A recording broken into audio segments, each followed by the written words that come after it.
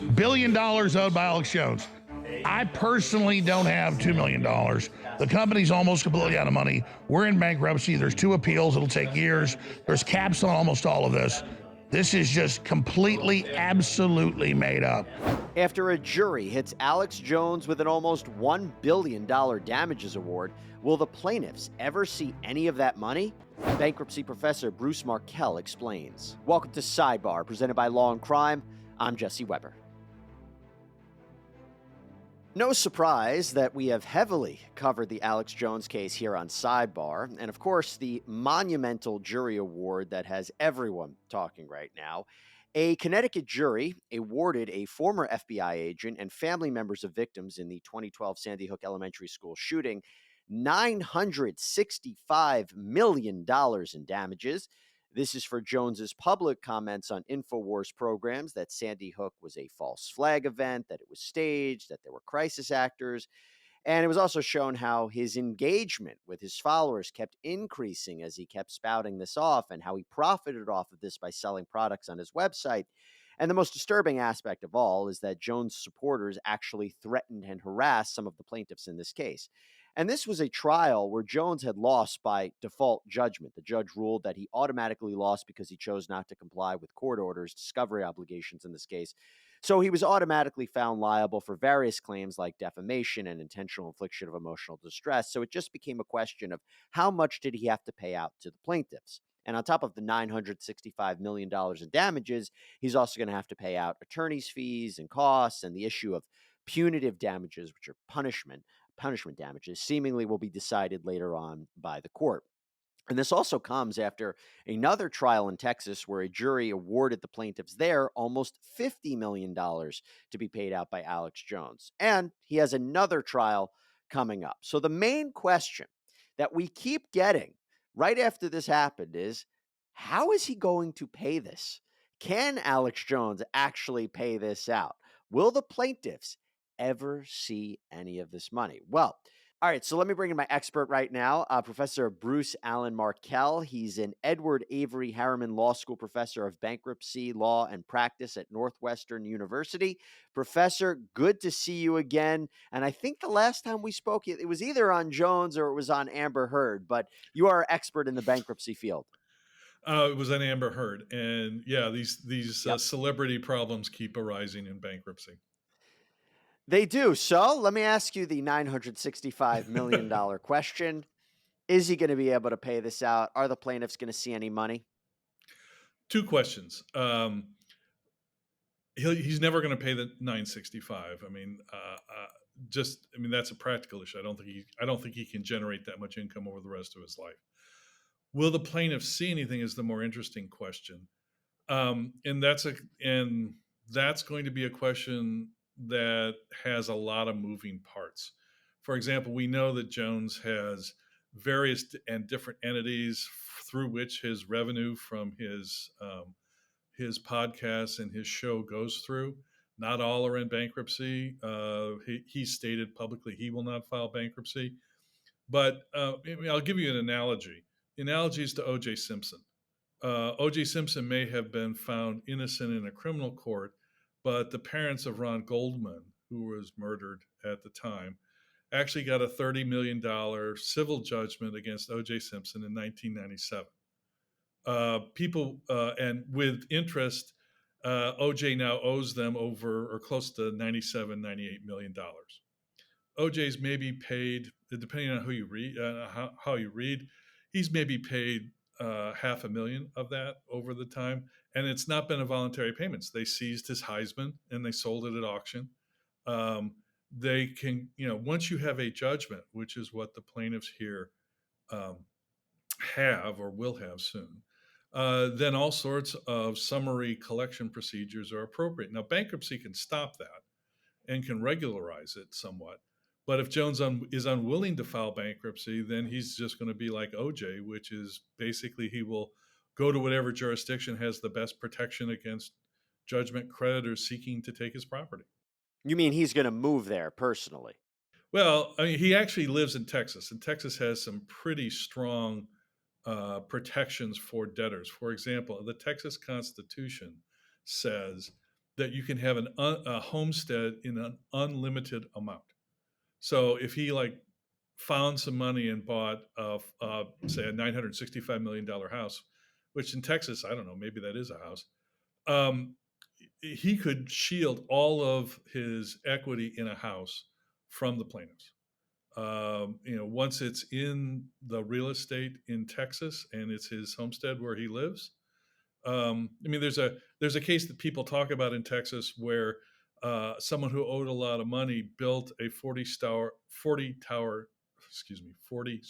skyscraper, which normally would not be exempt, but he put a penthouse on it and he lived in it, and so he exempted the entire skyscraper. Texas law is very favorable to debtors with respect. That and Florida are two quite favorable jurisdictions. And the history is in the United States is that if debtors wish to squirrel away their assets and hide it, it's very difficult for creditors like the tort claimants in Sandy Hook to ever get finally paid. And someone who has proved to be as pugnacious and obstreperous as Jones has, there's every reason to believe that he will take advantage of every avenue he could to shield his assets. But it has to be legal, right? So here's the thing. I understand he could go to the appeals court. He could try to appeal these judgments. He could try to appeal the default judgments. It's his right to do that. The problem is, if he goes to the point where he's secretly hiding assets, can't the plaintiff's attorney immediately conduct an investigation and have the court get involved in terms of fraudulent asset transfers? When can they start, garnishing his wages or things that he's earning? How far can he push it out? Could something happen in the immediate future? As I understand it, the plaintiffs in the Texas case have already initiated the fraudulent transfer investigation. And you're absolutely right. People have, until it's collected, the right to transfer their property to anybody they want. Lawyers use the fancy term alienate their property, but you can sell your property anytime you want. But if you do it with the intent to hinder, delay, or defraud, and that's the statutory language, creditors, then it can be set aside. But you have to know where it's going. You have to know when it happens. And that's why, so initially, I'm not sure. I've kind of read a fair amount on this. I don't know how many entities Jones has had prior to this where he's, changed revenue streams or changed assets. For example, some assets, like just take it one, Social Security, are completely exempt from collection. So even if someone owes $1 billion, their Social Security doesn't get touched. Certain pension rights, O.J. Simpson's living on his NFL pension because the pension's completely exempt from creditor attachment. Now, what assets he has now, yeah. There are businesses that are in the business of finding where the assets have been hid. If they're international businesses, they often hire ex-Mossad agents to go find the assets. But it's a question of, you got to find it to know to set it aside. And someone like Jones, who has, basically saying in a show, I can spend hundreds of thousands of dollars and keep them at bay for years and they'll never see a penny. I'm sure he is thinking about transferring his assets someplace else. And there are places where you can transfer the assets that no one can touch. For example, obscure, but it's used a lot. The New York Times said, to the extent of a couple $1 trillion, the Cook Islands, a former protectorate of New Zealand, exists in the Pacific Ocean. They don't recognize U.S. judgments. They don't recognize U.S. fraudulent transfers. If you can transfer your money there, the only person who can get it out would be Jones. And even if Jones is under order from a court to turn over that money, the Cook Islands law says if you're compelled to transfer the money, we don't have to honor the request. So lots of people, and people are doing this all over. There's a really funny story out of Canada where someone tried to do this, where they actually tried to ship a FedEx box full of cash to the Cook Islands. What could go wrong? Yeah, right. By the way, I know Alex Jones watched our live stream of the verdict going down. He might be listening to this sidebar and may actually listen to what you're saying and do this. I do want to ask you something real quick, though.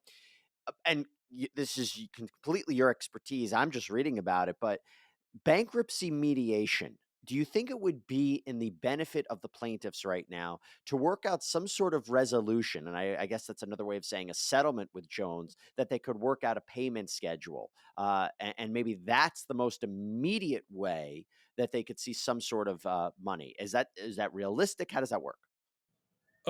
It's possible, but I would say not realistic because of the parties involved. I mean, I do mediation. I did mediations as a judge. I do mediations now. Mediations only work if both sides want to settle. And a good mediator finds a way to breach gulfs and understandings between the parties to get them to understand that a settlement is always better than litigation. That's taken without any question whatsoever. My worst mediations have been when someone doesn't really want to settle. They've been told, you go to mediation, and so they'll just sit there. I've had, for example, student loan agencies kind of come to mediations, cross their arms, and go, we're not settling. We're just here because we were told to be here. And if Jones takes that attitude, it's not going to be helpful. Also, on the plaintiff side, maybe they're not looking for money. Maybe they're looking for justice. Maybe they're looking for some type of showing that, yeah, Jones. I mean, we're not looking to make money off of this. We're looking, well, I mean, they will get some money and they're due that money, but maybe they're looking for something more than that.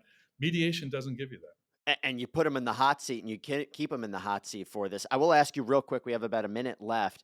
The question that I always see with this, and which complicates it, if he was found liable for defamation and intentional wrongdoing, can't he not seek protection from the bankruptcy court? I thought that if you commit an intentional wrongdoing, the bankruptcy court is not going to be your savior. Well, nuanced answer. He can file bankruptcy. He gets the benefit of staying all litigation, but the debt will not be discharged. So I mean, it's like if someone punches me in the nose, they can file bankruptcy and get rid of all their credit card debt, for example, but they can't get rid of the debt for which they caused me injury. And so, I mean, $965 million is probably a large amount of what Jones owes generally. And so it wouldn't help to discharge that. But he might file it just to stay the litigation so that he could work out a mediation. But everything I have read would indicate that's probably not what he wants to do. Complicated, but so is this whole situation. Professor Markell, thank you so much for taking the time and explaining it. I think our audience will really appreciate what's going to come next in the Alex Jones saga. Appreciate it, Professor. Thank you for inviting me. And thanks, everybody, for joining us here on Sidebar. Please subscribe on Apple Podcasts, Spotify, YouTube, wherever you get your podcasts. I'm Jesse Weber. Speak to you next time.